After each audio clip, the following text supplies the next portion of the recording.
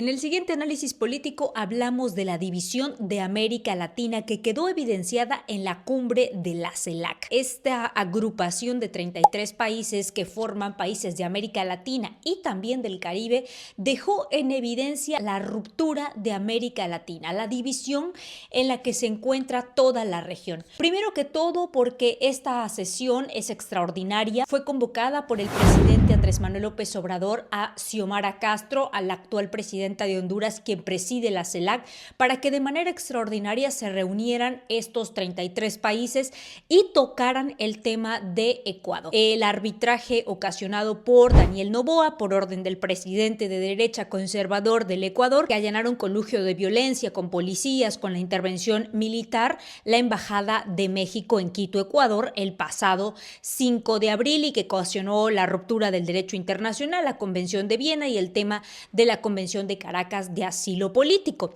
Por supuesto que recibió la condena internacional, ya lo sabemos, todo el mundo se posicionó en contra de Daniel Noboa, organismos internacionales de la misma forma lo hicieron, gobiernos de izquierda, gobiernos de derecha, pero el presidente quería que también se sumaran los países miembros de la CELAC, los que forman esta organización, para darle mayor peso a la demanda que presentó México ante la Corte Internacional de Justicia. Porque sí, ya el presidente Andrés Manuel López Obrador dejó en claro que lo que quería era que se llevara a la Corte y, primero que todo, Ecuador deje de ser parte de la Organización de las Naciones Unidas hasta que no haya una disculpa y se garantice que no se van a cometer estos mismos actos en contra de ningún país y se condene, por supuesto, el hecho, cosa que hasta ahora no ha pasado. Lo que pasó fue que Noboa salió en una reciente entrevista con un medio australiano burlándose del presidente, reduciendo la acción en contra de la embajada mexicana, atentando en contra de la soberanía del pueblo de México.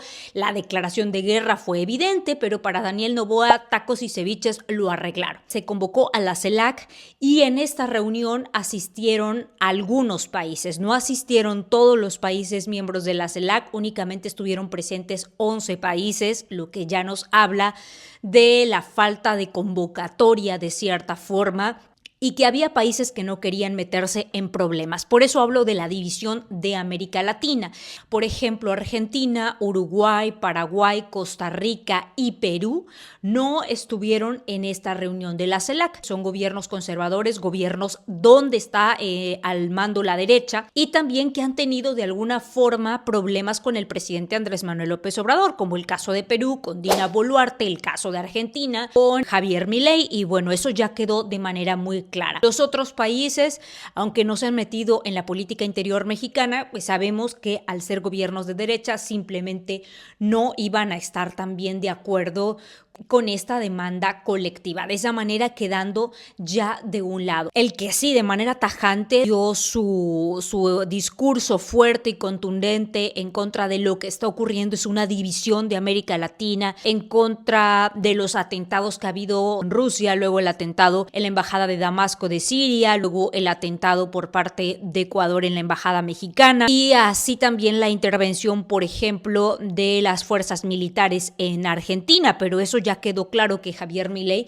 no le interesa en lo más mínimo el tema de la regionalización, del trabajo colectivo de América Latina, de unificar un bloque, de trabajar en conjunto porque América Latina salga hacia adelante y busque relaciones con otros países, pues a él no le interesa. Él ya dijo, me interesa la relación con Estados Unidos y la relación con Israel. No le interesa tampoco la relación con Brasil, por ejemplo, que es uno de los socios importantes de Argentina. Nos vamos dando cuenta cómo se va reconfigurando el mapa de Latinoamérica, en este caso principalmente de Sudamérica, porque hay procesos electorales. Está la elección de México, que evidentemente va a volver a ser un gobierno progresista, un gobierno de izquierda. México tiene mucha repercusión en la parte sudamericana. Lo que ocurra en México también genera como un efecto en los otros países y lo toman también como ejemplo. En el caso de Ecuador, sabemos que está siendo protegido por Estados Unidos. Daniel Noboa creció, estudió, se formó en Estados Unidos, su hijo nace en Estados Unidos. Él es un americano que no tiene nacionalismo, no tiene patriotismo, no tiene amor por Ecuador, está aquí por intereses económicos y políticos y porque es un millonario que su mismo dinero le permitió llegar al poder y ahora beneficiarse de ello. Y que tiene esta protección de Estados Unidos. Por el otro lado tenemos a Bukele, que tampoco Bukele de ninguna manera se pronunció en la CELAC, ni tampoco en la Organización de Estados Americanos cuando hubo la sesión de la OEA. En el caso de Bukele, el silencio ha sido casi ensordecedor, tómenlo de manera irónica, pero es la realidad. Bukele nunca se posicionó en contra de Daniel Noboa, Bukele nunca apoyó tampoco al presidente Andrés Manuel López Obrador, entonces es clara la línea también de Bukele, y lo mismo ocurrido, por ejemplo, con el caso peruano o con el caso de Javier Milei, que si bien ellos lo reprocharon, tampoco ahora en la comisión de la CELAC estuvieron presentes y no les interesó firmar el acuerdo. ¿Quiénes fueron los países que sí firmaron el acuerdo? Colombia, Brasil, obviamente Lula da Silva sin duda ha sido el presidente que más cercano ha estado al presidente Andrés Manuel López Obrador, el que más ha tenido también esta relación de hermandad con México, lo mismo que Colombia, Gustavo Petro, Bolivia, y el caso de Nicolás Maduro, que Nicolás Maduro, presidente de Venezuela, fue el más contundente, el más enérgico en su discurso, el que dejó en claro que hay unas fuerzas, el mal, el diablo, el demonio, como lo acusaba también el señor Hugo Chávez, y sabemos que se refiere al imperio de Estados Unidos y la influencia que tienen y el dominio, el intervencionismo en Centroamérica y en general en todo Latinoamérica. Va a ser difícil la unificación, la regionalización de América Latina. Ecuador, al tener la ruptura diplomática con Venezuela, también Honduras rompe relaciones diplomáticas con Ecuador, lo mismo que Nicaragua, y empieza a haber de cierta forma para Daniel Noboa aislamiento. Colombia retira la parte energética, ahora empieza a haber apagones en Ecuador y Daniel Noboa acusa de sabotaje, acusa de estar conspirando en su contra, pero la realidad es que todo esto, primero en el caso de Colombia, es un tema también de la lluvia y del efecto del Niño, que se está secando algunas de las plantas que generan energía y que suministran a Ecuador. El acuerdo con el antiguo presidente Lasso había sido que en el momento en el que estuviera en riesgo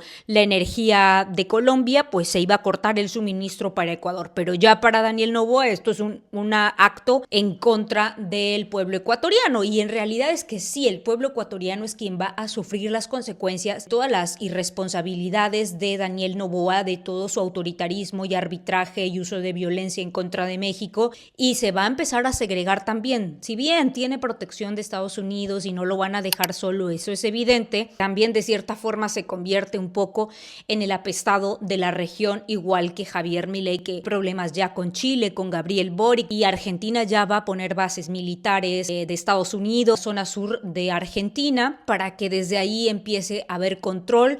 Ya adquirieron 25 aviones chatarra, porque es la realidad del gobierno de Dinamarca, para armarse militarmente. Entonces estamos viendo en realidad que lo que está pasando es una reconfiguración de la política en Sudamérica, el adelanto de las elecciones en la Unión Europea para también homogenizarlas con las elecciones de Estados Unidos. ¿Por qué? Porque se vienen cosas para el siguiente año 2025, tratar de reorganizar de cierta forma el bloque económico. ¿Por qué? Porque Estados Unidos pierde cada vez más hegemonía, pierde más poder frente a las influencias de Rusia y China, sobre todo China, que en el caso de Sudamérica con el tema de la ruta de la seda crearon varios proyectos y fueron perdiendo fuerza en Sudamérica.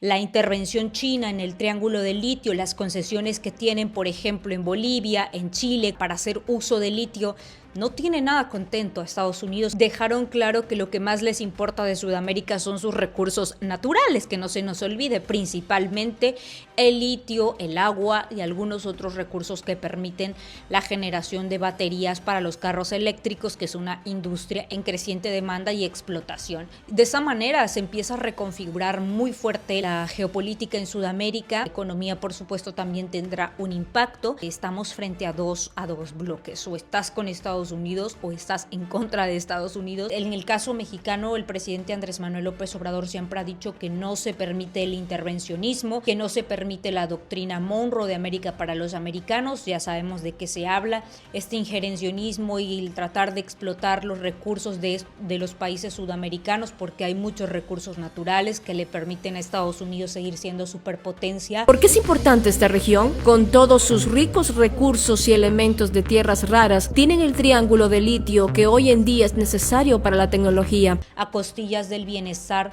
del pueblo, de la pobreza, de la marginación de los pueblos sudamericanos que suministran todos estos recursos para ellos. Eso es lo que inminentemente quieren seguir perpetuando y México lo ha dejado claro. No vamos a permitir su intervención, no vamos a permitir el saqueo, no vamos a darles concesiones a empresas estadounidenses y a nadie, lo vamos a hacer nosotros. Vamos a poner las empresas, van a ir a trabajar, explotar los recursos y no se los vamos a dar a nadie porque son recursos del Estado, son recursos del pueblo, son recursos de la nación y no se les van a dar a nadie a cambio de 3 pesos y a cambio de seguir empobreciendo a la población. Eso es lo que está pasando en este momento. Es evidente la división de Sudamérica, es evidente que no todos están jalando para el mismo lado, cada quien está viendo sus conveniencias políticas y económicas y vamos a ver cuál será el impacto que tendrá esto en los próximos meses, qué es lo que ocurre con el gobierno de Daniel Noboa, si vuelve a ganar en el referéndum, qué es lo que ocurre, por ejemplo, también en las próximas elecciones que habrá y todo el impacto que tendrá también el tema del intervencionismo de Estados Unidos en Argentina y cómo esto permea en la región. Yo soy Carla Avendaño, analista político. Te invito a que me dejes un comentario, me respondas la pregunta, ¿qué opinas sobre esta división, esta fragmentación que experimenta América Latina?